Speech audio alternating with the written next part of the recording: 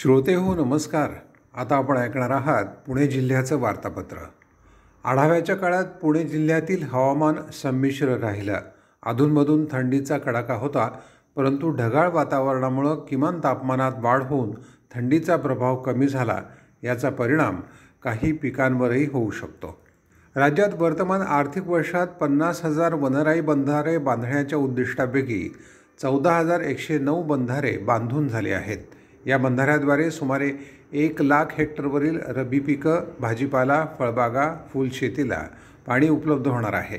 तसंच भूगर्भातील पाणी पातळी वाढण्यासही मदत होईल, असं कृषी आयुक्तालयानं सांगितलं.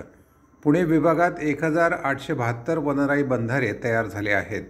जिल्ह्यातील कृषी अधिकारी, कर्मचारी, शाळा महाविद्यालयातील विद्यार्थी, सेवाभावी संस्था, महिला बचत गट, लोकप्रतिनिधींच्या सहभागानं ही मोहीम सुरू असल्याचं पुणे कृषी आयुक्तालयाचे संचालक रफिक नाईकवाडी यांनी सांगितलं.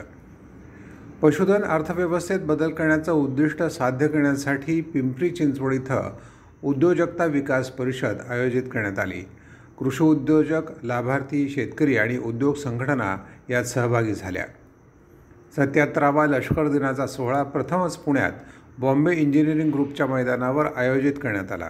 तसंच गौरव गाथा या कार्यक्रमात केंद्रीय संरक्षण मंत्री राजनाथ सिंग उपस्थित होते. पुण्यातील संरक्षण निर्मिती उद्योगाच्या अनुषंगानं हा दिवस पुण्यात आयोजित करण्यात आल्याचं त्यांनी सांगितलं. लष्कर दिनाच्या संचलनात लष्कराच्या यंत्रसामुग्री सज्जतेचं प्रदर्शन करण्यात आलं. विविध पथकांच्या सहभागानं हा सोहळा अतिशय दिमाखात पार पडला.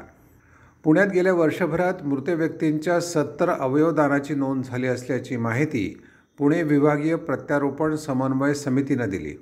पुणे परिमंडळात एकंदर 181 अवयवांचं प्रत्यारोपण करण्यात आल्याचं समितीच्या समन्वयक आरती गोखले यांनी सांगितलं. संस्थेच्या स्थापनेपासून ग्रीन कॉरिडॉरसारखे उपक्रम राबवले जातात, त्यामुळं अवयवांची जलद वाहतूक शक्य होते. समितीद्वारे अवयव प्रत्यारोपणाच्या प्रयत्नांमध्ये सातत्यानं नवनवीन संशोधन करत नागरिकांच्या हिताचा विचार केला आहे. रक्ताचा तुटवडा असताना दुसऱ्या राज्यात रक्ताचा साठा पाठवल्याबद्दल अन्न आणि औषध प्रशासनानं पुणे विभागातील एका रक्तपेढीचा परवाना रद्द केला आहे. एप्रिल ते नोव्हेंबर दरम्यान पुणे विभागातल्या 81 रक्तपेढ्यांची विशेष मोहिमेद्वारे तपासणी करण्यात आली. 29 रक्तपेढ्यांचे परवाने निलंबित केले, तर 32 रक्तपेढ्यांना कारणं दाखवा नोटिसा बजावल्या आहेत, अशी माहिती अन्न आणि औषध प्रशासनाचे पुणे विभागाचे सहाय्यक आयुक्त गिरीश हुकरे यांनी दिली. भारतीय वैद्यकीय संघटनेच्या पुणे शाखेला 2023-24साठी राष्ट्रीय स्तरावर सर्वोत्कृष्ट घोषित करण्यात आलं.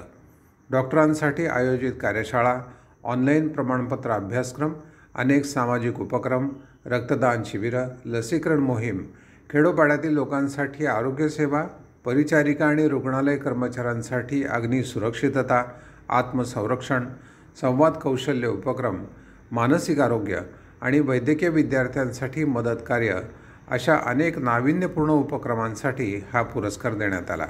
डॉक्टरांचं राज्यस्तरीय मराठी साहित्य संमेलन आणि राज्यस्तरीय हॉस्पिकॉन परिषद असे वेगळे उपक्रमही या शाखेनं राबवले आहेत. पुणे शहरात अस्वच्छता पसरवणाऱ्या 52,405 नागरिकांवर गेल्या वर्षभरात पुणे महापालिकेच्या घनकचरा विभागाकडून दंडात्मक कारवाई करण्यात आली. यात 3,28,187,000 रुपयांचा दंड वसूल करण्यात आला. गेल्या 3 वर्षातील ही सर्वाधिक दंड वसुली आणि कारवाईची संख्या आहे, अशी माहिती महापालिकेच्या घनकचरा विभागाचे प्रमुख संदीप कदम यांनी दिली. ज्येष्ठ पत्रकार, संगीत समीक्षक, लेखक माकृ पारधी यांचं पुण्यात निधन झालं. ते 104 वर्षांचे होते.